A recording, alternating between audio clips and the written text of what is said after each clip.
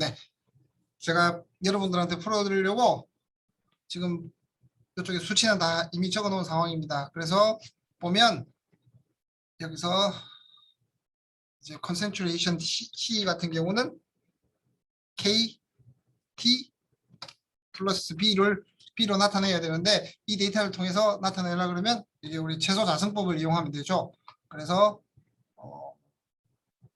삽입해서 여기 포인트를 누른 다음에 아마 이거 하실 수 거의 대부분 다 하실 수 있을 것 같아서 그냥 아무것도 설명하지 않고 바로 넘어가겠습니다. 그 다음에 주세선을 추가하면 그리고 수식이랑 R제곱을 누르면 다음과 같은 수식이 나오겠죠. 그죠? 그러면 여기서 K 값은 마이너스 1이 될 거고 인터셉트 B는 210이 되고 210이 되죠. 그러면 여기서 K랑 인터셉트의 단위를 한번 구해봐야 돼요. 디멘전. 그죠? C의 그러니까 C 즉 그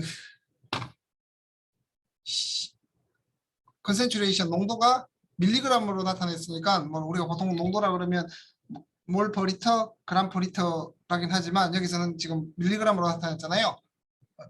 밀리그램으로 나타냈으니까 왼쪽이 밀리그램이면 시간이죠. 그죠? 그래서 따라서 K의 디멘전은 밀리그램 퍼 시간이 미닛이 되겠죠. 그죠? 그리고 200 인터셉트 B의 210의 단위는 밀리그램 단위가 되겠죠. 그죠? 아니 잠시만 잘못 쳤구나. 밀리그램 단위가 되겠죠. 그리고 그러면 자 T가 반이 되는 T가 0일 때의 값이 얼마인지를 먼저 구해봐야 되는 거잖아요. T가 0일 때의 값이 얼마였어요?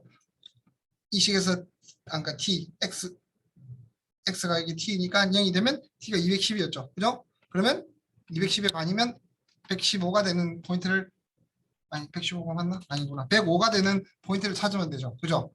C가 105일 때 C가 105에 그러면 T는 다시 말하면 C 105 마이너스 B 값 210에 나누기 마이너스 1이 되겠죠. 그러면 105분일 때 처음에 농도의 반이 된다라고 생각하시면 돼요. 여기서 한번 하나 더 생각해야 될 문제는 뭐냐면 T가 0일 때 농도를 계산해 줘야 되잖아요. 지금 여기서는 우리가 T가 0일 때 농도가 없는 상황이지만 이 레이트 콘스탄트 수식을 이용해서 구해진 수식을 이용해서 T가 0일 때 값을 우리가 210mg이라고 구할 수 있으니까 이거의 반 105mm가 되는 시간 T를 구하면 되겠습니다. 그리고 두 번째도 똑같은 문제인데 제가 잘못했어요. 이걸 두 번째 문제를 1번으로 올리고 첫 번째 문제를 2번으로 내려야 되는데 내고 나서 보니까 순서가 뒤바뀌었던 것 같아요. 이것도 똑같습니다. 이제 여기 이제 농도가 밀리그램 퍼 리터가 되어 있죠.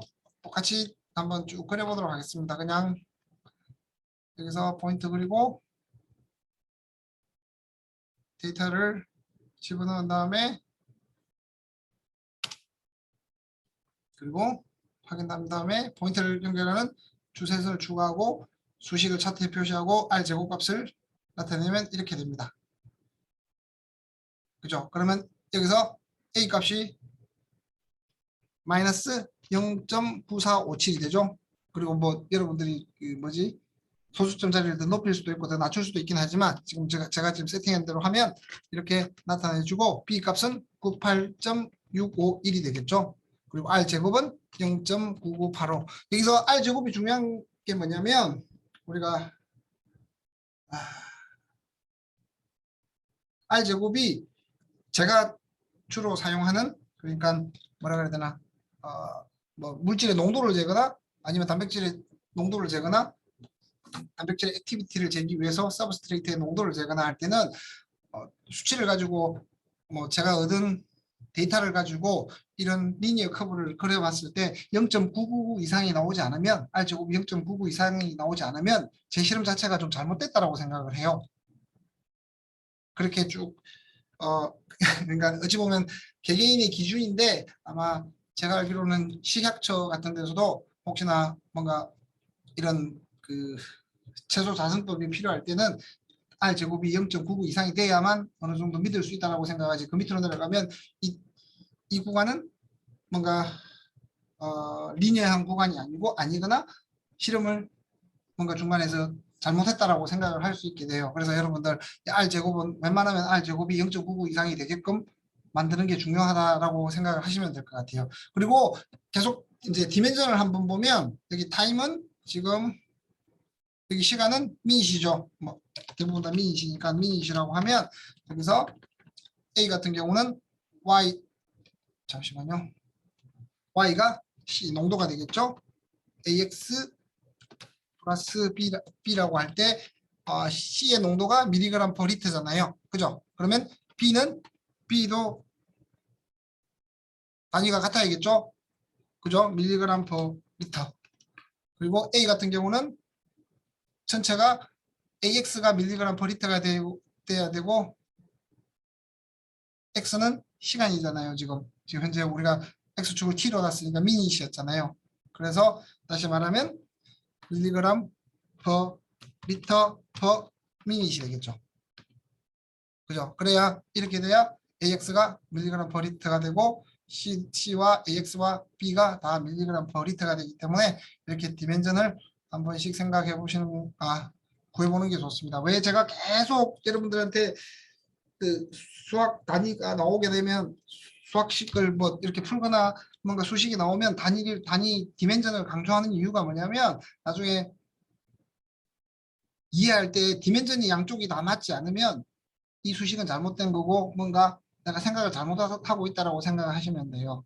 그래서 계속 디멘전을 강조하는 거고 어떤 그 뭐 예를 들면 플럭스가 퀀티티 그러니까 그램 퍼 센티미터 제곱 퍼 세커 시간 뭐 이렇게 되잖아요. 그래서 그런 단위를 알고 있으면 그 왼쪽에서 얘들이 어떻게 유추되는지에 대해서도 쉽게 이해할 수 있고 그리고 전체적인 식이 왜 이렇게 나왔는지도 알 수가 있어요. 그래서 항상 이런 형태로 뭐 여러분들 단위를 가지고 뭐 이런 약동학 뭐 양리학 이런 데뿐만 아니라 다른 실험을 하거나 많은 일을 할 때 보면 단위를 가지고 양쪽을 맞춰보고 하면 좀 더 쉽게 이해가 되고 하기 때문에 여러분들한테 계속 강조하고 있는 겁니다. 아마 이 단위를 맞춰보는 게 하나의 내가 수행한 실험에 데이터 해석을 한 거에 검증하는 역할을 한다라고 생각하시면 될 거예요. 그래서 항상 수학 문제가 아니고 과학 문제겠죠. 과학 문제를 풀고 나면 내가 계산한 게 단위가 맞는지 단위가 맞으면 여러분들 틀릴 확률이 여러분들이 맞을 확률이 한 90% 이상은 돼요. 일단은 단위만 맞으면. 그래서 계속 제가 단위를 강조하는 거고 세 번째는 이제 퍼스트 오더를 한번 가볼게요. 퍼스트 오더는 지금 자 이렇게 집어넣어 놨는데 잠시만요. 이걸 가지고 제가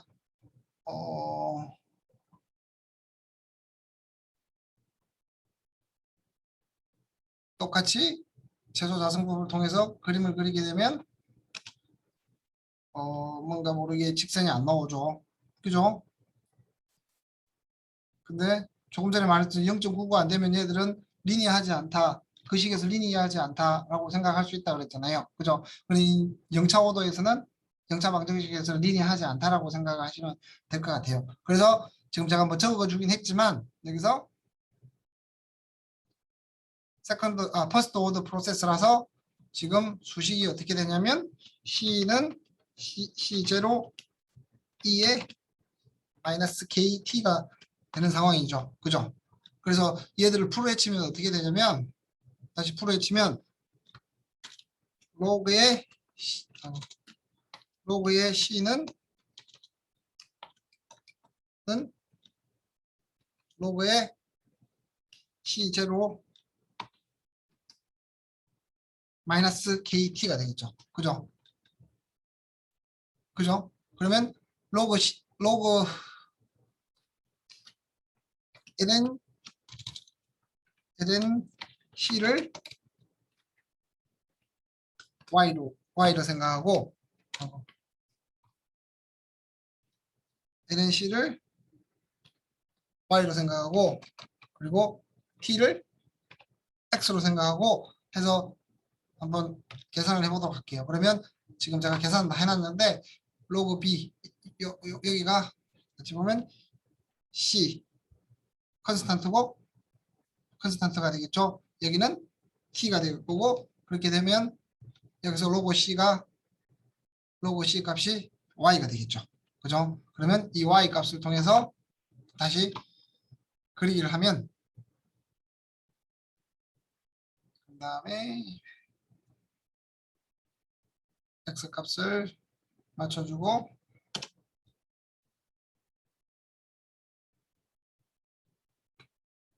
이렇게 되면 0.99가 넘게 되죠. 따라서 지금 위에 우리가 데이터를 컬렉션한 그 수치들은 퍼스트 오더에 맞다라고 생각하시면 될 것 같아요. 그거에 베이스로 해서 이게 수식을 그리니까 i 제곱이 0.99 이상이 나왔잖아요. 그죠? 근데 다시 생각해 보면 여러분들 원래는 지금 제가 퍼스트 오더라고 이야기를 해줬지만 나중에 이런 내용들이 없이 이걸 보게 되면 추적을 해서 이렇게 찾아야 되는 상황인 거죠. 그죠? 그런 다음에 우리가 다시 한번 생각해 볼게요. 그럼 K는 잠시만요. 좀 크게 해서 레이트 콘스탄트 K는 지금 보면 마이너스 0.0309가 되겠죠. 그리고 K의 디멘전은 뭐가 될까요? K의 디멘전은 정수가 돼야 되죠. 그러니까 위에 마이너스 KT가 정수가 돼야 되잖아요. 그래서 1 per sec가 되겠죠. 뭐 여기서 미니시니까 미니로 할게요. 뭐 세크라 미니 크게 상관이 없는 상황이고 그래서 이쪽 KT 값이 T가 미니시니까 이쪽은 정수가 돼서 없어지고 그러니까 이쪽 농도 여기 농도랑 이 농도랑 C0랑 같게 되니까요. 그렇게 생각하시면 될 것 같아요. 그럼 C0는 지금 C0는 어떻게 되냐면 로그 C0 값이 4.3605죠. 다시 말하면 여기 한번 적어볼게요. 로그 C0 값이 0.360 4.3605가 되겠죠. 그래서 따라서 C0 그러면 4.3605 그러면 그 익스포넨셜 해서 이 값을 집어넣어주고 계산하면 지금 78.29627이 나오네요. 그죠? 맞죠? 그리고 농도가 반이 될 때는 언제일까요? 농도가 반이 될 때. C0가 지금 여기였죠. 그죠? 그러면 이거에 반이 되면 38 그대로 집어넣으면 돼요. C가 30 그러면 다시 C에다가 얘를 집어넣고 C0를 집어넣고 하면 자 다시 말하면 이꼴 로그에 이거 나누기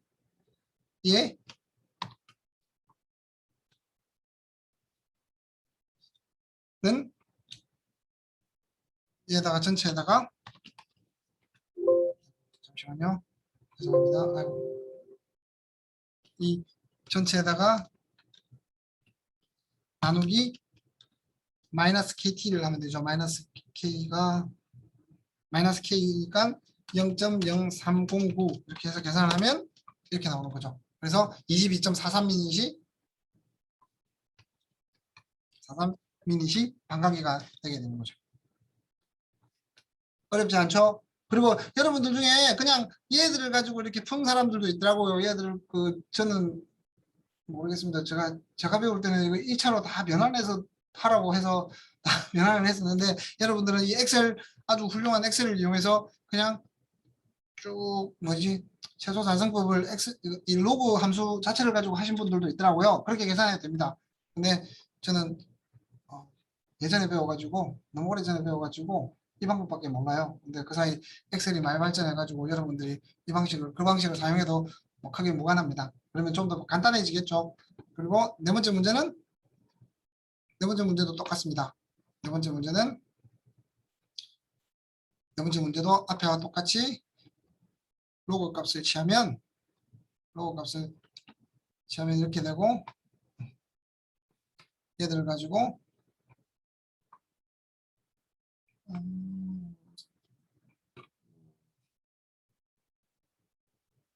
똑같이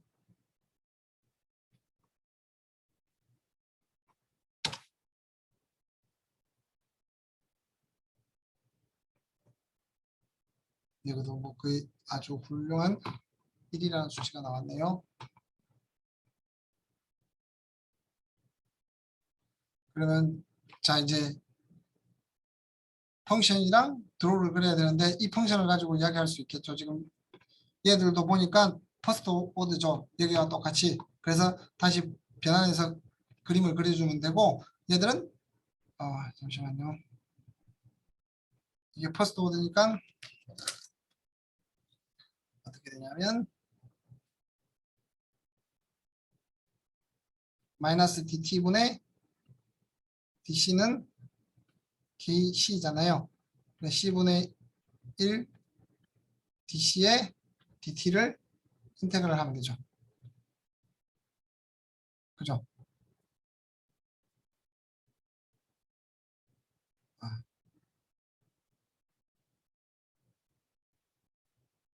자, 다시. C가 CO의 2의 마이너스 KT죠. 그죠? 그래서 지금 제가 두 번째 문제만 풀어볼게요. 두 번째 1에서 5까지의 얘들을 구하란 말이잖아요. 그죠? 그래서 인테그랄 0에서부터 1에서부터 5까지 C를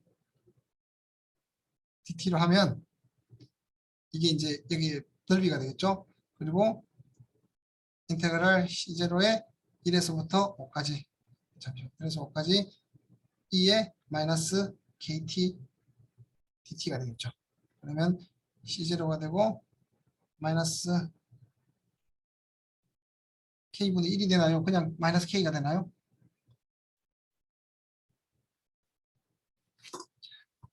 잠시만요. 제가 배운 지 너무 오래돼가지고 분명히 할 수 있을 거라고 생각했는데 잘 안 되네요. 잠시만 기다려주세요.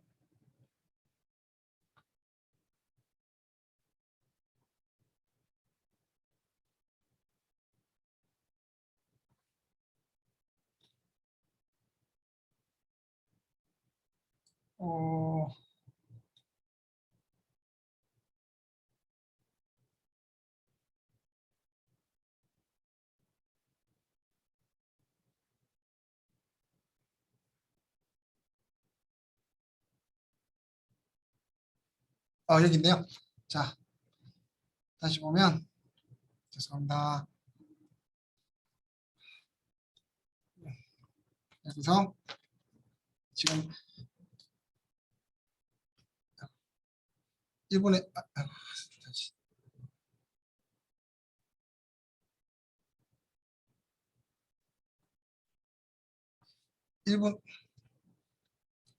1분에서부터 5분까지의 이 AUC는 지금 인테그랄 1에서부터 5의 C의 C0의 마이너스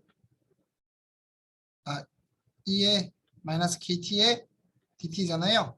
그러면 C0는 나올 거고 지금 여기 식을 보면 네 마이너스 KT K분의 1의 2의 마이너스 KT가 되는 거죠. 그래서 1에서부터 5까지를 T에다 넣어주면 계산이 될 겁니다. 그래서 지금 여기 나온 식을 중에서 C0가 얼마인지 얘들이 얼마인지를 계산을 하면 될 것 같아요. 자세한 계산은 산수니까 산수일 가능성이 높으니까 여러분들이 한번 해보시기 바랍니다. 아마 해봐서 크게 다들 잘 할 수 있을 것 같은데 제가 이렇게 푼다는 정도까지만 제가 말씀을 드리도록 할게요. 잠시만요. 교수님, 아까 3번 문에서 그 식의 K 앞에 마이너스 있는데 그러면 K 잠시만요. 값에 마이너스 빼야 되는 거 맞나요? 네, 그래서 여기서 마이너스가 있잖아요. 근데 아까 계산했을 때 마이너스 K가 있으니까 아마도 이게 플러스를 변해서 그렇게 계산이 되는 걸 겁니다. 맞죠? K의 값에 마이너스가 없어야 맞는 건 아닌가요? K에 마이너스가 없어야 된다고요? 네. 아, 그러네요. K에 마이너스가 없어야 됩니다. 그러네요. 그죠? 지금 이 식이랑 여기 있는 식이랑 이 식이랑 네. 맞아 떨어져야 되는 거잖아요. 그죠? 네. 맞죠? 그래, 맞네요. 죄송합니다. 이건 제가 계산을 잘못했네요. 그럼 뒤에도 계산이 약간 바뀔 수 있을 것 같거든요. 그죠? 그 뒤에 78을 76으로 잘못 옮기신 것 같아요. 이걸요? 아, 그러네요. 네. 계산하다 보니까. 잠시만요. 그러면 얘들을 78.29627 하면 그대로 이렇게 계산하면 그대로 맞나요? 네, 맞아요. 그러면 맞는 네. 건가요? 어, 다시 계산을 해보면 C0가 이렇게 됐고 2분의 1이 이렇게 되면 이거는 로그 됐고 그쵸 맞나요? 그죠? 어차피 얘들은 이거는 로그 2분의 1이 로그 2가 되겠 로그 2분의 1이 되겠죠? 로그 2분의 1 값에 0.03 공구를 나눠주게 되면 이런 이렇게 똑같이 나오겠네요. 앞에 수치를 제가 잘못 적었지만 어차피 여기 오면 반이니까 2분의 1이 되니까 그냥 농도를 계산하지 않고 반감기 구하려고 그러면 오케이 농도가 반이 되니까 C 이렇게 로그 값을 넘기면 C 오버 C 제로가 되잖아요. 그 말은 2분의 1이라는 얘기죠. 로그 2분의 1 나누기 K 값을 하면 정확하게 나올 수 있을 것 같아요. 괜찮죠? 이걸 제가 올려드릴게요. 뭐 필요하지 않을 것 같긴 한데 그래서 혹시 모르니 그 사이트에다가 LMS 사이트에다 올려드리도록 할게요. 여러분들도 적분 공부한 지 오래돼가지고 잘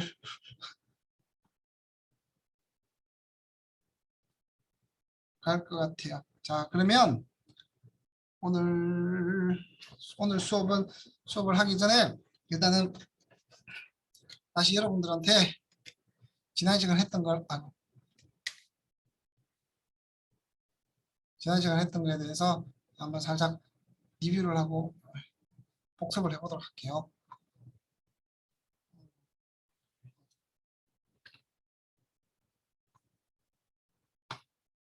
자, 우리가 첫 번째 시간이 아니라 첫 번째, 두 번째, 세 번째 시간에 한 얘기 뭐냐면 그러니까 그 첫 번째 내용을 첫 번째 내용을 보면 1번이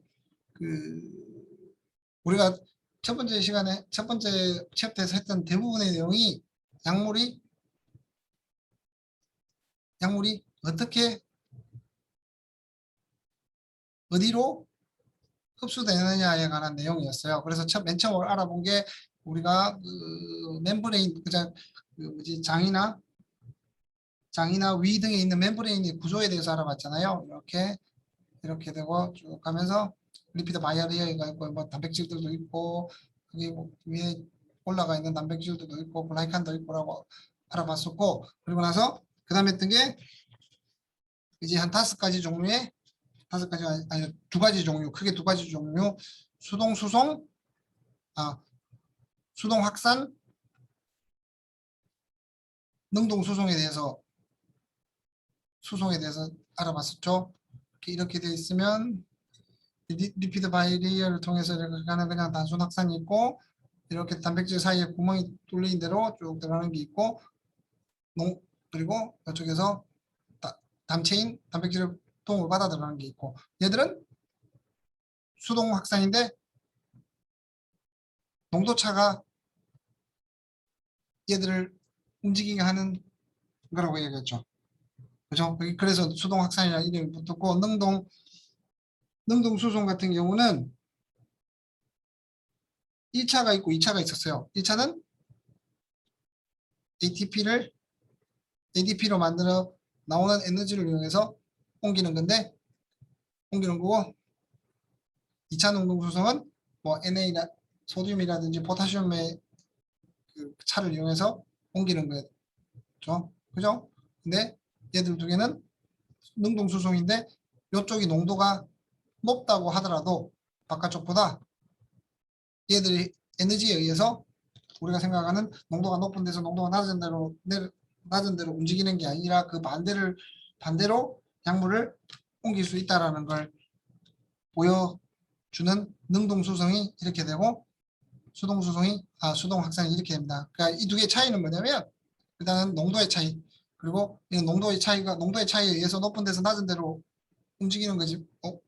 움직이는 것이 수동 확산이지만 능동 수송은 반대로 농도가 낮은 데서 농도가 높은 데로 에너지를 ATP 에너지 그리고 소듐, 포타슘의 포텐셜을 이용해서 역으로 옮겨간다라는 게 이거고요. 이 5가지가 우리가 생각하는 지금 계속 약물을 흡수할 때 나오는 5가지라고 생각하시면 될 것 같아요. 그래서 여기서 능동 수송할 때는 우리가 J는 마이너스 D dx분의 dc라는 식을 이용해서 계산을 했었고요. 그리고 여기서 또 중요한 포인트 하나가 뭐냐면 그 수용성, 지용성에 관한 문제가 있었잖아요. 지용성인데 이쪽 그 리피드 바이어리어를 통해서 이렇게 확산되는 건 지용성인 경우가 더 어피니티 때문에 훨씬 더 유리하기 때문에 여러분들이 pK 밸류를 가지고 이온으로 존재하면 수용성인 가능성이 높고 이온으로 존재하지 않은 네이티브한 거면 지용성이 그러니까 뭐 확실히 지용성은 아니지만 그래도 이온보다 훨씬 더 지용성이기 때문에 이쪽으로 가면 갈수록 이 확산이 잘 일어나게 돼서 각각의 약물의 pK가 중요하다라고 설명을 했었죠. 그죠? 그리고 그 다음에 이쪽에 있는 D도 각 물질이 가진 D의 값도 중요하다라고 말씀을 드렸고요. 쭉 가서 이제 이쪽은 농도 차이가 나는 거에 의해서 뭐 이런 형태로 되잖아요. 그죠? 농도가 높은 데서 낮은 데로 쭉 가고 나중에 뭐 시간이 흐르면 얘들 계속 내려오고 얘들 계속 올라가서 이렇게 되겠죠. 나중에 스테디 스테이트는. 그래서 전체적으로 그려보게 되면 이동하는 양이 농도가 높으면 높을수록 전체적으로 올라가게 되죠. 근데 얘들 능동 수송 같은 경우는 우리가 마이클리스 멘테인식을 따른다 그랬죠. 계속적으로 이런 형태처럼 계속적으로 증가하는 게 아니라 이렇게 언제쯤 되면 세츄레이션이 된다 그러죠. 세츄레이션이 되는 이유가 여기 옮길 수 있는 단백질의 양 그리고 남체의 양이 어느 정도 산정이 되어 있기 때문에 그런 현상이 일어난다라고 했었고 그리고 여기 2차 능동 수송에서는 뭐 심포터, 안티포터, 유니포터가 있었죠. 같은 방향으로 움직이느냐 반대 방향으로 움직이느냐에 따라서 달라진다라고 이야기를 했습니다. 그리고 난 다음에 얘들 외에도 우리가 엑소 사이토시스가 있고 엔도사이토시스가 있는 거죠. 일단 뭐 리피드를 묶은 베이클들을 만들어서 이렇게 만들어서 얘들이 나중에 빠져나가거나 아니면 이렇게 해서 얘들이 이런 형태로 얘들은 다 이제 리피드가 되겠죠. 리피드 안에 뭔가 단백질도 있고 뭐 여러 가지겠죠. 이런 것들을 얘들을 엔도사이토시스, 이걸 엑소사이토시스 밖으로 내보내는 거 안으로 밀고 때리고 들어오는 거. 근데 제가 알기로는 우리 단백질 의약품들은 보통의 지금 우리가 얘들보다는 얘들에 의해서 안으로 들어오고 밖으로 빠져나가는 게 훨씬 많아요. 그리고 이제 각각에 대해서 설명을 했었고 그리고 이제 이 막을 투과할 때 중요하게 생각해야 될 문제들이 뭐였냐면 약물 분자의 몰레큘 이 말은 몰레큘이 커지면 커질수록 하이드로포비시티가 높아지고 지용성 정확하게 일치하지는 않지만 그렇기 때문에 얘들에 의해서 커지면 커질수록 지용성이 좀 높아진다라고 생각하시면 될 거고 그리고 분배 개수 D 그리고 막 투과 개수 같은 것들이 중요한 포인트가 된다라고 이야기를 했습니다.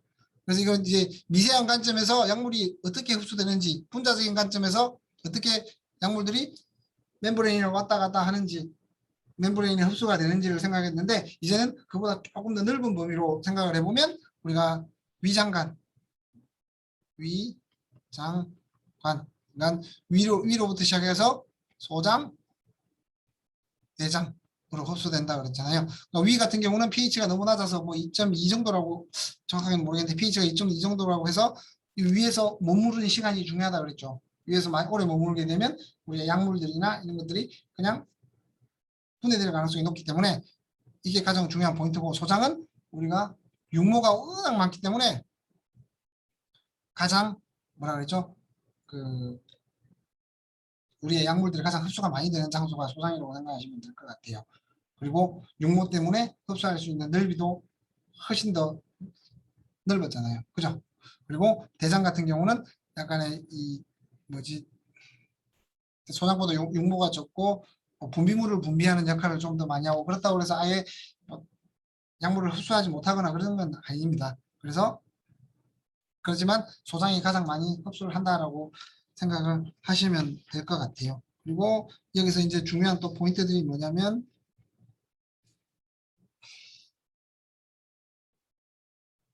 중요한 것들이 뭐냐면 여기서는 뭐 혈관에 관한 내용이었고, 그리고 나서 뒤로 가면 이제 뭐지, 뒤로 가면 이 세 가지 위장관 외에 다른 데서 흡수하는 것들을 우리가 봤었죠. 그게 아니다. 여기서 흡수하는데 영향을 미치는 인자들이 여기도 비슷해요. 약물의 pKa라든지, 약물의 pKa 설명할 때 이렇게 설명했죠. 만약에 이쪽이 뭐 멤브레인을 통해서 안쪽으로 들어간다 그러면, 여기 들어갈 때는 우리가 알파 해리도를 생각을 많이 했었잖아요. 왜냐하면 해리가 된 게 알파라 그러면 해리가 안 된 게 1 마이너스 알파가 되고, 전체 향해서 보면 이쪽으로 왔다 갔다 하는 게 해리가 안 된 것들이 그 뭐지, 리피드 바이레이를 통해서 지용성이 높을 테니까 왔다 갔다 하지만 해리된 물질들은 못 들어가게 된다. 그래서 이 네 가지 전체적인 파라미터를 가지고 그 pKa 밸류를 통해서 계산하는 방식이 있었죠. 네, 그거 한번 잘 쳐다보시기 바랍니다. 그리고 그런 다음에 뭐 약물의 용해도, 그리고 뭐 소화관에서 대사 효소에 대해서 소화가 잘 되는지 안 되는지, 그리고 단백질이 흡착이 잘 되는지 안 되는지, 이런 여러 가지 요인들이 있었고, 그리고 이제 포뮬레이션, 약을 만들었을 때 제재적인 측면에서는 그 약물이 부서지는, 그러니까 알갱이로 변하는 부서지는 속도, 그리고 약물이 그 알갱이에서 다시 물속으로, 그러니까 용출되는 속도라든지 이런 것들이 중요한 인자라고 말을 했습니다. 뭐 그 외에는 뭐 음식물을 먹었을 때 제가 말씀드렸다시피 음식물 먹고 30분 후에 먹는 게 가장 좋다. 뭐 모든 약물이 다 좋은 건 아니지만, 보통 밥을 먹고 30분 후에 식후에 우리가 약을 먹는 게 어느 정도 이유가 있다라고 설명을 했습니다. 그리고 계면활성제, 고분자 화학물, 그리고 뭐 인연서 같이 먹는 병용 약물들, 이런 것들이 영향을 미친다라고 했었고, 이런 것들을 통해서 잘 흡수가 되지 않는 것들은 뭐 약물들을 물속에 잘 녹게 하거나, 아니면 뭐 위장관에서 분해가 안 되게끔 위에서 빨리 지나가게 하거나, 아니면 위에서 위산에 의해서 분해가 되지 않게끔 뭔가 캡슐을 입혀준다든지, 그러면 흡수를 촉진할 수 있게끔 뭔가 드럭 자체에다가 뭔가 붙여준다든지, 이런 것들을 한다라고 말씀을 드렸습니다. 그리고 마지막으로 또 생각했던 게, 이제 지금까지는 그러니까 우리가 먹으면 쭉 위장관을 타고 내려가는 와중에서 이제 흡수에 대해서 이야기했지만, 맨 마지막에 비경부 흡수에 대해서도 이야기를 했었는데요. 그게 뭐였냐면, 일단은 우리가 입속에 있는 구강의 흡수가 있죠. 뭐지, 그때는 뭐 그 입술의 점막에 붙이는 그 혀 밑에 붙이는 설화정, 그 뺨 쪽에 붙이는 박할정, 그리고 트로키제 홀스 같은 빨아먹는 거, 그리고 부착제 같은 게 있었고, 그리고 그 다음에 직장흡수가 있었는데, 우리가 직장업소에서 가장 중요하게 생각했던 건 초회 통과 효과. 이게 퍼스트 패스 이펙트라고 그랬죠. 이게 중요하게 생각해야 되는 이유가 뭐냐면 우리가 위장관을 타고 해서 흡수가 되면 간을 통해서 지나서 몸속으로 퍼지기 때문에 간은 말씀드렸다시피 엄청나게 많은 리셉터가 있고 엔자임들이 있어서 많은 물질들을 로스를 시킵니다. 뭐 분해를 시키든지 아니면 다른 걸로 변화를 시키든지 이런 형태가 많이 생기기 때문에 그 중에서 미니멈 70%가 내가 넣어준 약물이 아닌 형태로 바뀌기 때문에 바뀝니다. 그래서 웬만하면 양이 적거나 하는 경우는 그렇게 간에 의해서 내가 주어진 약물들이 간을 통과하게 되면서 날아간다라는 표현이 맞을지 모르겠는데 하여튼 내가 원하는 모양이 아니라 다른 모양으로 변하거나 분해가 되거나 하는 현상을 퍼스트 패스 이펙트라고 그랬고 이 직장으로 바로 우리가 자제나 어린이 해열제 같은 걸 넣어준 이유는 뭐냐면 간으로 가지 않고 바로 다이렉트하게 우리 몸속에 퍼지게 하려고 이렇게 넣어준다라고 말씀을 드렸습니다. 퍼스트 패스 이펙트를 피하기 위해서 초의 통과 효과를 회피하기 위해서 직장에다가 흡수를 해준다라고 얘기했고 그에 대해서 좀 말씀을 드렸으며 그리고 이 코에 비점막에다가 넣어주는 것들이 있었고요. 그리고 그다음에 이제 피부에 바르는 경피엽수도 여러 가지 이야기를 했었죠. 경피엽수에는 약물이 얼마나 용해되고 우리 진피를 얼마나 잘 뚫고 나가는지 뭐 이런 얘기들이 있었고 그리고 이제 경피엽수를 높이기 위해서 이온을 도입하거나 아니면 마이크로 니들 같은 걸 사용하거나 가끔씩 레이저를 사용하는 사람도 있다라고 말씀을 드렸고요. 그리고 이제 마지막으로 이제 주사는 이제 정맥 주사, 피하 주사, 근육 주사, 진피 주사 이렇게 대략적으로 4가지로 나뉘는데 이게 말씀드렸다시피 이게 위로 올라올수록 주사의 방향이 내려간다 그랬죠. 그죠? 근육 주사, 진피 주사에 놓고 쭉 가서 맨 앞에 있는 정맥 주사나 피하 주사 같은 경우는 이렇게 주사의 기울기가 내려가면서 그걸 통해서 여러분들이 어떠한 형태의 주사를 맞았는지 알 수 있다라고 말씀을 드렸습니다. 그리고 맨 마지막으로는 폐로 바로 앞서는 뭐 천식봉을 통해서 어떤 뉴블라이즈에 대해서 쭉 설명을 했었고요. 그리고 마지막으로 눈에 안약, 뭐 솔직히 말하면 눈에 직접 넣는 약은 많이 없으니까 안약 같은 것들만 있다고 말씀을 드렸었습니다. 그래서 전체적으로 챕터 1에서 했던 내용은 그러니까 약물이 어떻게 흡수되는지 그리고 그 미세하게 우리가 뭐 pK 밸류라든지 이런 것들을 통해서 봤고 그 외에서 이제 우리가 각각의 기관들이 어떻게 작동하는지 그리고 마지막으로 얘들을 인핸스하려면 어떻게 해야 되는지 어느 종류들이 있는지에 관해서 전체적으로 확인했다라고 생각을 하시면 될 것 같아요. 챕터 1에서는 이 내용이 전체였습니다. 그러면 잠시만요. 두 번째 시간은 이제 포뮬레이션, 우리가 제제를 만들거나 제형을 만들었을 때 그 제형에 의해서 약물이 흡수되는 양이나 속도가 달라질 가능성이 높습니다. 그거에 대해서 한번 쭉 확인해 보도록 하겠습니다. 그러니까 다시 말하면 챕터 1에서 했던 내용을 익스펜전해서 이제는 여기서 인행사하는데 얘들이 제형에 따라서 어떻게 좀 더 달라지는지에 관해서 공부를 하신다고 생각하시면 될 것 같아요. 자, 지금 첫 번째 나온 게 용출의 정의와 약물 용출 이론입니다. 용출의 정의가 뭐냐면요. 우리가 약을 이렇게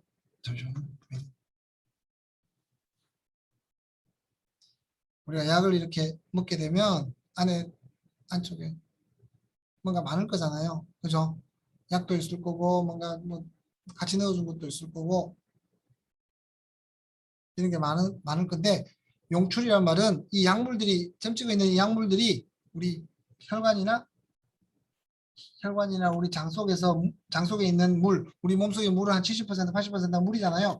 그 물로 얼마나 용해되고 릴리즈 되는가에 관한 내용이에요.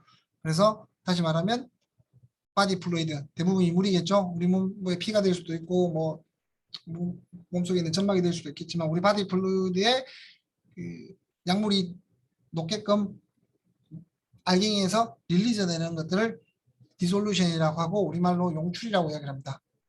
용출 디솔루션이라고 이야기하고 그러면 이 디솔루션을 설명할 수 있는 것들이 앞전에서도 봤듯이 픽스로 1번, 픽스로 2번이라고 생각하시면 될 것 같아요. 자, 지금 픽스로의 첫 번째는 이제 스테디 스테이트 시간에 따라서 농도가 변하지 않는다라고 생각하는데 솔직히 말하면 시간에 따라서 농도가 변하겠죠. 왜냐하면 우리 조금씩 녹아져 들어갈 수도 있는 거고 그죠? 녹아져 들어가기 때문에 그냥 간단하게 가정을 통해서 픽스로는 어쌔션이라고 생각하고 그냥 알갱이가 계속 똑같이 유지되면서 릴리즈 한다라고 생각을 하면 이 식이 맞습니다. 그러면 여기서 보면 J가 단위가 어떻게 됐어요? 그램 퍼 센티미터 제곱 퍼 세컨 또는 미닛이었잖아요. 그래서 J를 같은 거 대충 어떻게 바꾸면 시간에 따른 농도라 그러면 여기다가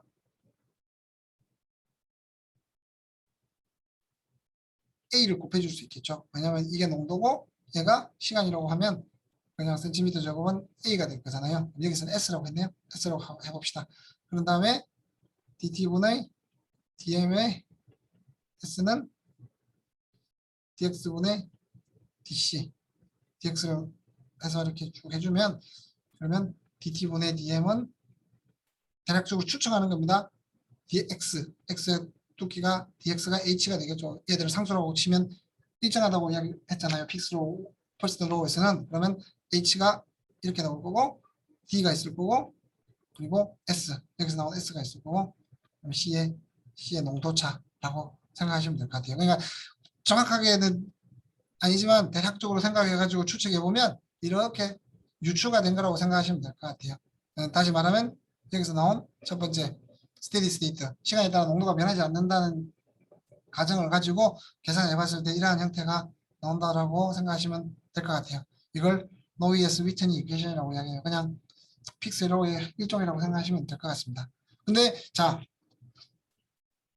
그러면 픽스의 세컨드 로우는 뭐냐? 시간에 따라서 농도가 변하는 거예요. 그래서 제가 변하는 거예요. 여러분들 이거 보면서 머리 아프다라고 생각할 건데 그게 머리 안 아파 하셔도 돼요. 그냥 뭐 어떻게 흘러가는지 설명할 거라서 원래 픽스 여기서 지금 이 상황을 다시 미분 방정식으로 푸니까 그러니까 시간에 따라서 위치에 따라서 농도가 다 변한다라고 생각을 해가지고 이 J를 DX에 따라서 미분하고 하다 보니까 이 수식이 나왔어요. 이 수식.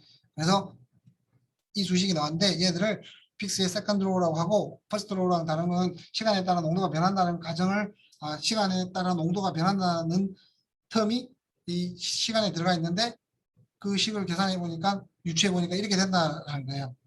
그리고 여기서 여러분들이 제가 원래는 학부가 화학공학과예요.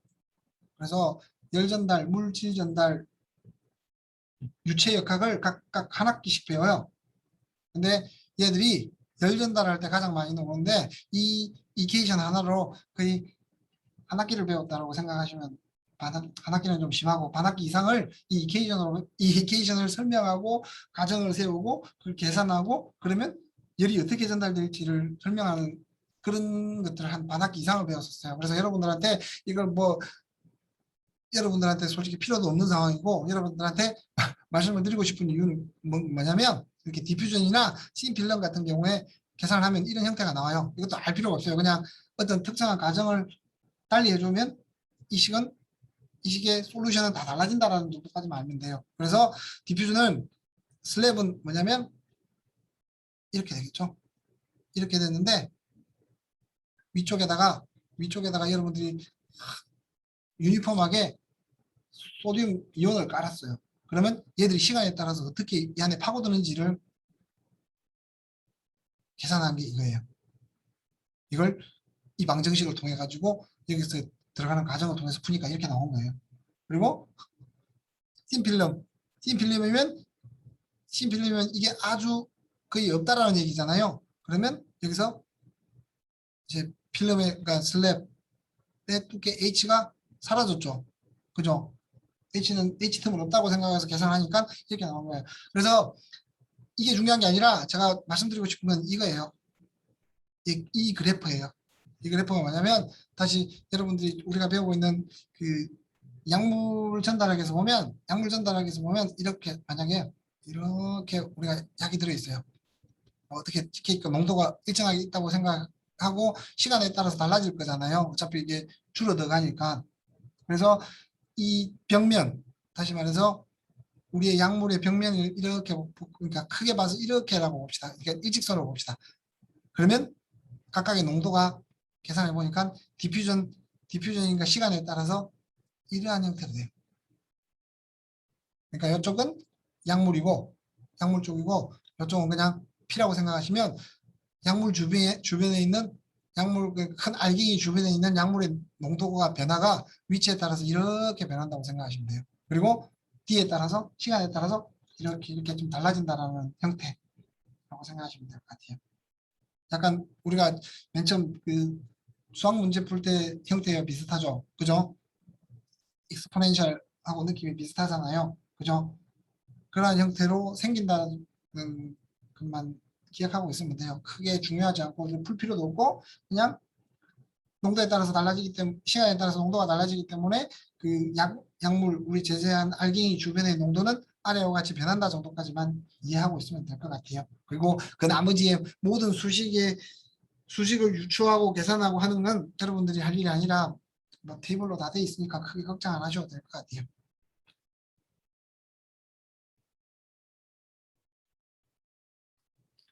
첫 번째 이제 디솔루션에 대해서 생각을 해보면 여기서 DT랑 DC는 콘스탄트하고 솔벤트 볼륨과 드러그의 서비스인가가 일정하다 그러면 뭐 우리가 소장 아니라고 생각해 봅시다. 그냥 이런 뭐 약간 말이 안 되는 소리긴 하겠지만 소장 안에 있는 물이 일정하고 그리고 얘들의 알갱이가 줄어들지 않고 그대로 유지된다 그러면 다음과 같은 식을 유추할 수 있다라는 거죠. 그리고 다시 말하면 용출이 잘 돼야만 그러니까 약물이 빨리 물에 녹아야만 흡수가 더 많이 되겠죠. 그죠? 만약에 이 안에 들어있는 예를 들면 이만한 사이즈의 약물이 섞여 뭐 다른 것도 섞여 있지만 우리 약물이 섞여 있는데 얘들이 우리가 배설될 때까지 이만큼밖에 안 됐다. 이 사이즈가 반으로 됐다. 그러면 반은 우리가 그러니까 흡수를 할 수 없는 상황이잖아요. 그래서 웬만하면 소상 정도에 가서 얘들이 다 없어지는 게 어찌 보면 생체 이용률이 가장 높겠죠? 그죠? 소장에서 가장 많이 흡수를 하니까 이 알갱이들이 다 녹아서 붕해되고 릴리즈 해가지고 디솔루션 돼서 이제 약물이 모두가 그 바이오 플루이드에 녹은 상태가 바디 플루이드에 녹아 있는 상태가 가장 우리가 약물을 많이 이용할 가능성이 높은 거죠. 지금 그 얘기를 하는 거고 그리고 디솔루션이 패스트하면 패스트할수록 어빌리티는 높아진다. 근데 이 말도 약간 어폐가 있는 게 만약에 위에서 다 녹아버리면 위에 위산에 영향을 받을 가능성이 조금 있기 때문에 전체적으로 봐서는 이 말은 정확하게 맞는 말은 아니지만 그래도 위에 있는 그 조건을 생각하지 않는다 그러면 용출이 빨리 되면 빨리 될수록 우리가 몸속에서 많이 이용할 확률이 높아진다라고 생각하시면 될 것 같아요. 그리고 특히 물에 잘 녹지 않는 것들, 알갱이로 존재가 많이 하는 것들 있잖아요. 근데 얘들이 이렇게 있는데 안에 약물 분자가 있는데 이렇게 나뉘고 해서 뭐 가립으로 되면서 솔루블 하지 않게 된다 그러면 얘들이 디솔루션이 바이오어빌리티에 가장 큰 영향을 미친다. 다른 것들은 뭐 일정한 속도로 똑같게 뭐 속도적인 측면에서 봤을 때 약물을 흡수하는 멤브레인에서 흡수하는 농도 차이에 의해서 흡수하는 속도는 일정한데 약물 자체가 솔로를 하지 않다 그러면 얘들이 용출되는 시간이 가장 많이 걸리겠죠. 그래서 디솔루션 프로세스가 생체 이용률의 가장 그 중요한 스텝이다. 드럭이 워터에 솔로를 하지 않을 때. 뭐 레이트 디터마이닝 스텝이라고 이야기하잖아요. 가장 그 뭐 여러 가지 속도가 있겠죠. 용출 그 붕괴되는 속도가 있을 수 있고 용출이 되는 속도가 있을 수 있고 물에 녹아서 흡수되는 쪽으로 이동하는 속도가 있을 거고 그리고 멤브레인을 통해서 들어가는 속도가 있을 거고 멤브레인에 들어가서 또 몸속으로 퍼지는 속도가 있을 거고 근데 다른 것은 다 일정한데 이게 워터에 솔로를 하지 않아서 만약에 이 디솔루션이 느리다 그러면 얘에 의해서 전체적인 흡수의 시간이나 바이오어빌리티가 결정이 되겠죠. 그 얘기입니다. 가장 느린 것들이 가장 속도가 느린 것이 전체적인 속도를 좌우한다는 의미인 거죠. 그리고 조금 전에 말했던 식들을 쭉 이야기하면 그거에 대해서 푼 여러 가지 식들이 있는데 뭐 크게 외울 필요 없고 우리가 조금 전에 계산해봤던 이 두 개 정도만 알고 있으면 될 것 같아요. 그래서 영차 반응식, 1차 반응식은 지난번 숙제 풀어줄 때 말했던 것처럼 이러한 형태가 될 거고 그리고 여기는 이 그림은 뭐냐면 물의 양이 에목시실린일 500ml 캡슐을 밥을 먹지 않은 상태에서 성인에게 물을 20ml면 물 20ml 한 컵의 물을 마셨을 때 이제 농도의 차이가 어떻게 되는지를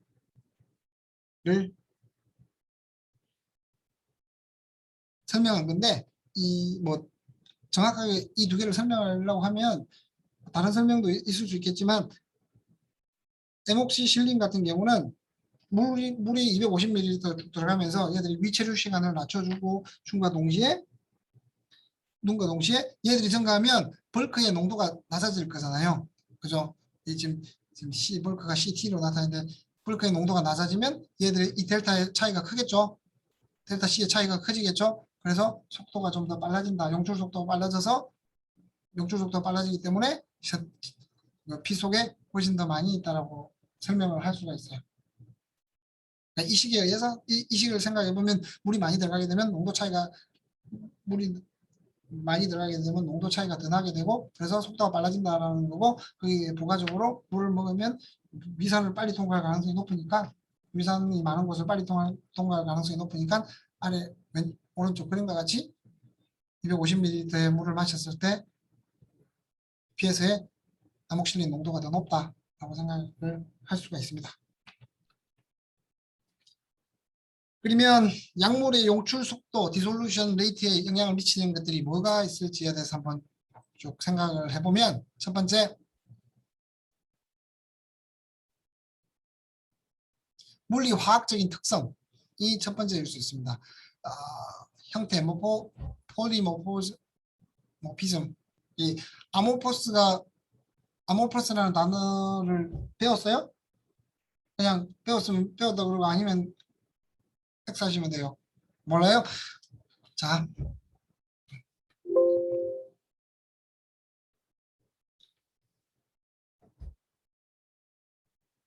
이게 제가 그냥 간단한 그림을 그릴 거예요.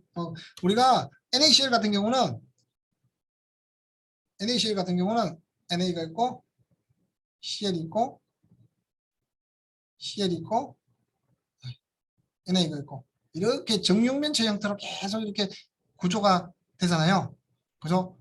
크리스탈 구조가 이렇게 되잖아요. 얘들을 크리스탈이라고 그러잖아요. 뭐 저는 지금 정육면체 NaCl을 예를 들었지만 뭐 우리 그 뭐지?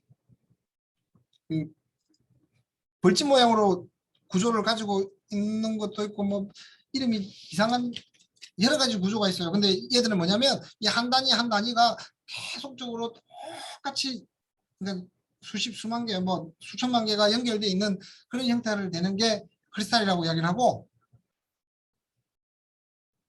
크리스탈이라고 이야기하지만 이런 그 반복적인 패턴이 없는 구조들을 아모포스라고 이야기해요. 그런데 원래는 막 NaCl이 이렇게 되고 이렇게 가야 되는데 뭐 NaCl이었고 CL이었고 NA가 있고 이쪽으로 가가지고 CL이 있고 다시 여기 가면 NA가 있고 막 이런 형태로 이상하게 뭐 반복적인 패턴이 없이 구조를 이루고 있는 것들을 아몰포스라고 이야기를 해요. 그 말은 물이나 다시 말하면 이 아몰포스는 이게 크리스탈이고 이 두 개의 가장 큰 차이는 뭐냐면 다른 외부의 공격에서 쉽게 외부의 공격이라고 하면 하여튼 외부에서 들어오는 힘이나 다른 어떤 침투에 의해서 얘들은 잘 안 깨져요. 근데 얘들은 좀 쉽게 깨진다는 것들이 쉽게 깨지는 경향이 있습니다. 그리고 이런 것들을 이용해 가지고 막 이상한 물질을 만드시는 분도 있어요. 왜냐하면 뭐 정확하게 단단한 것만 우리한테 좋은 게 아니잖아요. 뭐 다른 물질, 다른 형태와 나눠가지고 뭐 전기가 더 잘 통한다든지 열 전도도가 높다든지 뭐 이런 것도 있을 수 있고 최근에 제가 어디서 들은 얘기로는 우리가 열전 소재라고 하잖아요. 열전 소재가 뭐냐면 열을 받아서 전기를 만드는 이걸 열전 소재라고 그러거든요.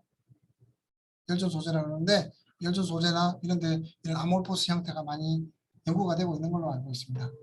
이게 하나의 특징이고, 그러니까 어떤 특정한 배열이 계속적으로 스택처럼 쌓이는 게 크리스탈이고, 그게 아니라 그냥 중구난방으로 왔다 갔다 뭐 특별한 구조 없이 그냥 같이 있긴 한데 뭐 어떻게 연결되는지 모르게끔 왔다 갔다 막 하는 것들을 아몰포스라고 이야기를 해요. 그래서 특징은 깨지기 쉽고 그렇지만 다른 특징이 생길 수도 있다. 뭐 전기를 잘 통한다든지 열을 잘 통한다든지 뭐 이런 것들이 생길 수 있다라고 생각하시면 돼요. 근데 여기 같은 경우는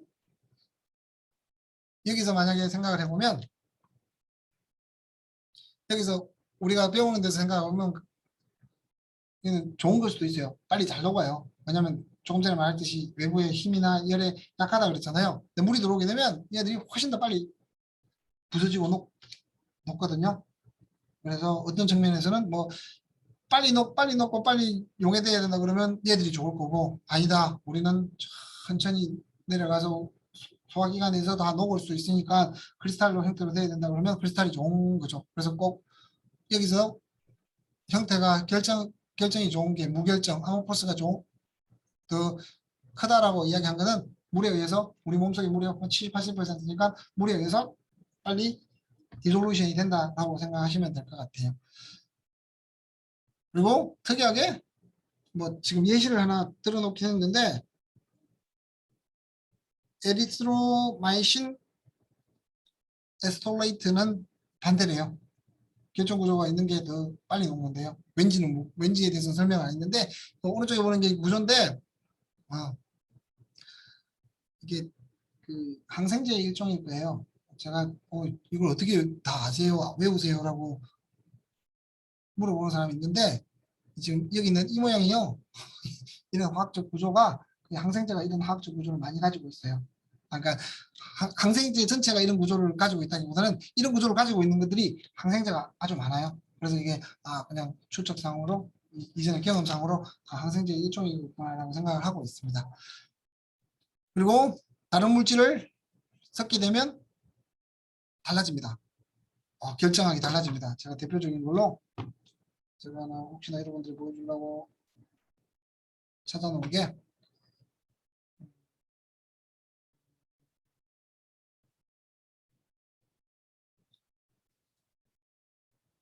여기 지금 소듐 클로라이드 크리스탈은 그림처럼 이렇게 돼가지고 이런 형태예요. 이렇게 투명해 보이는데 안에 글루코스가 낀 여기 글루코스 소듐은 약간 투명해 보이는 형태예요. 그 말은 글루코스가 끼면서 뭔가 바뀌었다는 얘기죠. 그죠? 그래서 지금 제가 이 글루코스 크리스탈의 정확한 규조를 찾아보는데 이런 형태로 그려져 있는 게 못 찾았는데 소금인 NaCl 같은 경우는 이런 형태고 그리고 뭔가 컨주게이션 되는 그 글루코스 이 같은 경우는 글루코스 끼게 되면서 뭔가 구조가 바뀌었다라고 생각을 하시면 될 것 같아요. 지금 여기서 말하는 내용이 그 내용이에요. 컨주게이션이 되면서 글루코스가 컨주게이션이 되면서 결정이 바뀌어서 우리 눈에 보이는 건 좀 다르게 보인다라고 생각하시면 될 것 같고, 그리고 이게 잘 녹게 하기 위해서 피지컬 케미컬 프로퍼티를 높이는 건 지금 봐서는 결정을 아모포스로 만드는, 대부분의 경우에 아모포스를 만드는 것이 좋을 거고, 그리고 또 파티클 사이즈를 작게 하거나, 파티클 사이즈를 작게 하면 그 물과 컨택하는 범위가 넓기 때문에 디졸루션 될 녹도가 들어갈 확률이 더 높겠죠. 그리고 마이크로자 미리파 하는 게 있을 수 있습니다. 그리고 포뮬레이션에 의해서 연관된 것들은, 디졸루션에 영향을 미치는 것들은, 그리고 포뮬레이션 안에 들어있는 것들도 영향을 미치겠죠. 왜냐하면 그 포뮬레이션 안에 들어가는 다른 물질들도 정확하게 뭔가 다른 게 되겠고, 간단하게 예를 들면 여러분 타이네롤을 살짝 우리 손으로 이렇게 손편 빗듯이 만들어서 여러분 우리가 취하는 거랑 아주 높은 압력으로 찍어서 정확하게 사각형으로 만드는 것들을 먹는 거랑 안에 밀도가 높으면 밀도가 높을수록 그 몸속에서 녹는 속도가 다르겠죠. 디졸루션 속도가 다르겠죠. 그 얘기입니다. 포뮬레이션의 컴포지션에 따라서 어떻게 디졸루션 레이트가 달라지고, 그리고 지금은 여기서는 카르복실, 메틸, 셀룰로즈, 칼슘 등등 적어놨는데 책에 보면 여러 가지 예시들을 적어놓은 게 있습니다. 위와 같은 붕해제는 특히 매트릭스형의 정제에 사용되어졌을 때 입자 분리를 촉진시키는 역할을 하고 표면적이 증가되고 서분 현상을 잘 일어나게 한다. 얘들을 붕해제라고 이야기를 합니다. 그리고 마지막으로 생산 공정, 제가 금방 말씀드렸던 프레셔 레이트, 얼마나 세게 누르느냐, 그리고 얼마나 짜게 누르느냐, 그리고 안에 들어가 있는 다른 물질들과의 인터액션, 넣어주는 포뮬레이션 머티리얼들과의 인터액션, 그리고 뭐 이런 것들에 의해서 쭉 생성이 달라진다고 생각하시면 될 것 같습니다. 그리고 지금 제가 여기가 잠시만요.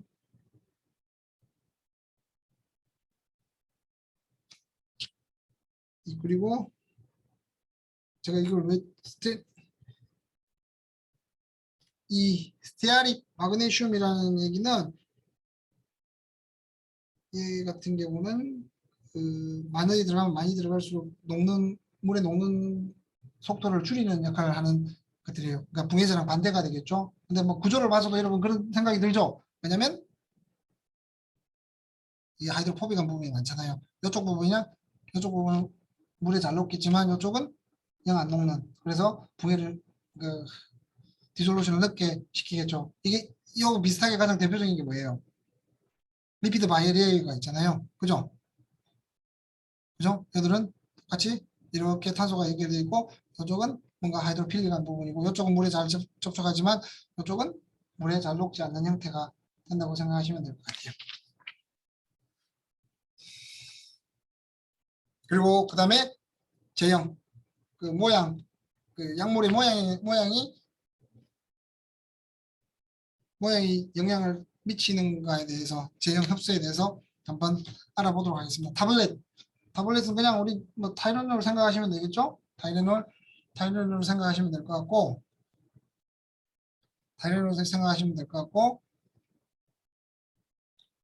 얘들은 주로 흡수 부위의 pH, 그리고 뭉개지고 붕해되고 디졸루션 용출되는 속도, 그리고 밥을 먹었느냐 아니면 뭐 다른 약을 같이 먹느냐에 따라서 업소션이 달라지겠죠. 그죠? 이건 뭐 앞쪽에서 했던 얘기랑 비슷한 얘기입니다. 우리 그 소장이랑 흡수될 때 어떻게 해야 되나, 그 제형 물질에 따라서 어떻게 변하느냐 하는 얘기를 똑같이 다시 이야기하는 거라고 생각하시면 되고, 그리고 태블릿 같은 경우는 그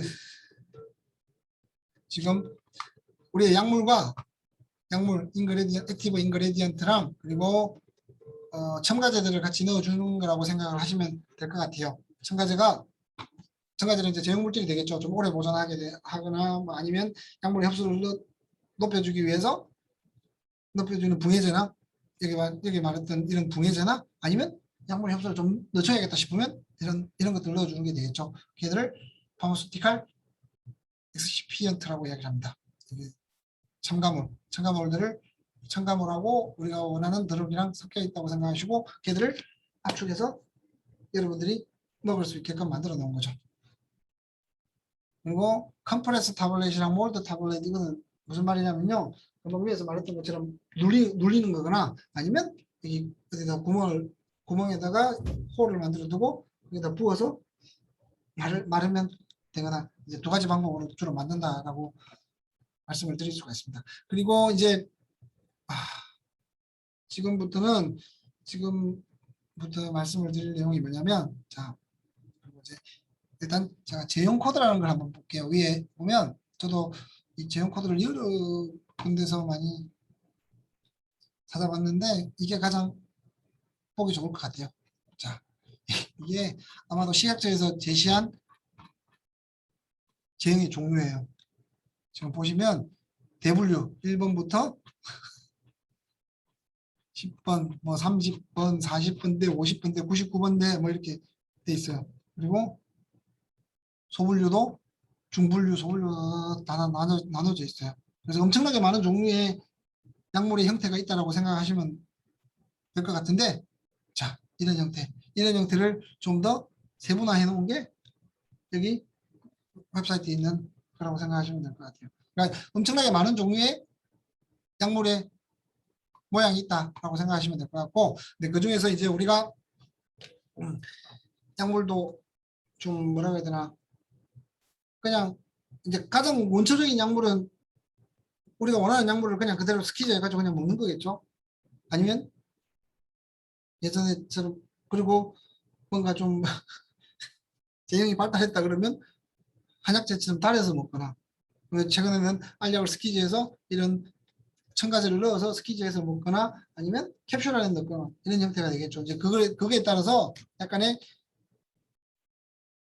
제재를 다시 정리를 해 놓은 게 있습니다. 이게 뭐냐면 지금 이 그림을 제가 다시 내려갔다 설명하고 다시 돌아올게요. 이제 타블렛의 포뮬레이션을 보면 속방형, 서방형, 제어 방출형이 있습니다. 속방형은 뭐냐면 아무런 그거 없이 그냥 입에 들어가자마자 그 약물이 가진 특성에 의해서 그냥 천천히 외부 우리가 뭐 늦추거나 디졸루션 되는 걸 늦추거나 빠르게 하거나 그런 거 없이 그냥 그 약물이 가진 특성에 의해서 그냥 쭉 분해가 디졸루션이 되게끔 만든 걸 속방형 IR 이미디어트 리리즈라고 이야기를 하고요. 그리고 이제 모디파이드 리리즈가 있는데 그 중에서도 딜레이드가 있고 익스텐디드. 모르겠습니다. 제 생각으로는 거의 비슷한 말 같은데 뭐 어떻게 구분하는지는 정확하게 이해를 못했어요. 근데 대부분 이쪽 얘기는 없고 그냥 익스텐디드 리리즈 ER에 대해서 이야기를 하더라고요. 아마 제가 여러분들한테 올려놓은 PPT에는 이 ER이 그대로 DR로 되어 있을 거예요. 오타예요. ER로 바꾸시면 될 거예요. 그리고 ER도 컨트롤도 있고 스테인 있고 프로롱도 있는데 지금 보면 이 하나씩을 보면 CR 같은 경우는 매트릭스 스트럭처 그러니까 코어에다가 매트릭스 스트럭처를 입힌 다음에 하고 그렇게 되면 릴리즈 되는 게 아주 그러니까 릴리즈가 콘스탄트하게 일어난다라고 합니다. 이걸 CR 컨트롤 릴리즈라고 이야기하고 SR 그러니까 IR에 비해서는 속도가 좀 느린 편이고 그래서 그 속도가 느리게 되면 에피커시가 좋아지고 그리고 드럭이 몸속에 반감기도 더 높아질 가능성이 높겠죠. 천천히 릴리즈 되면. 그래서 왜 그러냐면 타블렛 안에 있으면 솔직히 소화되거나 그러지는 않을 거잖아요. 그죠? 타블렛에서 이렇게 붕괴된 알갱이들을 우리의 뭐 위산들이 이 케미컬 드럭 자체를 없애버리거나 하지는 못할 거거든요. 그래서 천천히 이렇게 붕괴된다 그러면 훨씬 더 그냥 IR 같은 경우는 이렇게 내려오겠지만 SR 같은 경우 이렇게 천천히 가거나 하는 역할을 하겠죠. 그래서 얘들은 IR보다는 더 오랫동안 드럭이 듀레이션이 크다. 그리고 보통 이런 표현을 어떻게 하냐면 반감기가 길다라고 얘기를 해요. 처음에 넣어주는 양의 반이 몸속에 남아있을 때를 우리 반감기라고 그러잖아요. 그 정도 반감기가 길다라고 얘기하는데 다른 말로 반감기가 길다라고 생각을 하면 되겠습니다. 그리고 PR 같은 경우는 여기 그 장관의 벽에 붙었다 뗐다를 하면서 늘려준다라고 이야기를 하는데 저도 정확하게 이게 무슨 말인지 모르겠는데 제가 다음에 한번 정확하게 다시 한번 확인을 하고 이건 말씀을 드리도록 할게요. 이게 그 위장관의 벽에 붙었다 뗐다 하면 듀레이션이 늘어난다. 이 말을 솔직히 저도 정확하게 이해를 못하겠어요. 계속 찾아보고 있긴 한데 아마 제가 한번 보고 결과 이해 뭐 어떻게 이해할 수 있는 내용을 적어둔 데가 있으면 한번 제가 알려드리도록 하겠습니다. 이걸 가지고 다시 한번 보면 이제 얘들이 혈중 농도를 각각에 대해서 이렇게 보시면 될 것 같아요.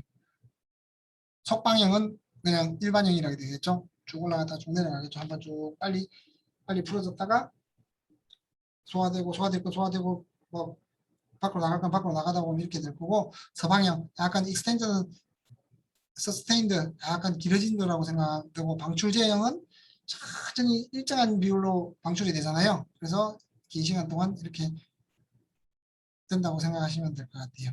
지금 복효형은 여기 ER이라고 나와 있는데 아마도 지금 이건 신경 안 쓰셔도 될 것 같고, 여기 SR이랑 CR을 신경을 쓰시면 될 것 같아요. 이 세 가지를 비교하시면 될 것 같습니다. 그리고 잠시만요.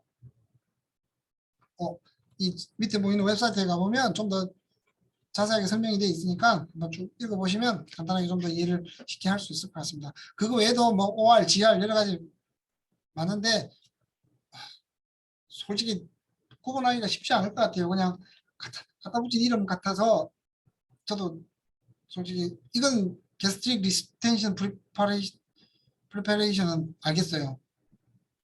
위에서 오랫동안 있게 하면서 천천히 한다 그러면 뭔가 외부에 뭔가 이 게스트릭 주스에 강력하게 버틸 수 있는 뭔가를 코팅했거나 뭐 그럴 거라고 예측을 할 수 있는데, 이 옵티마이즈랑 컨트롤이랑 스탠드랑 뭐가 다른지를 솔직히 그 각각의 사람이 붙이는 입맛에 따라 달라질 것 같아요. 그래서 그냥 다른 것들은 다 제외하고 ER이랑 여기 ER이랑 SR, CR이랑 SR, IR 정도까지만 알면 될 것 같습니다. 그래서 제가 이렇게 세 가지를 따로 여기서 많이 나오는 한국말까지 적어 드린 겁니다.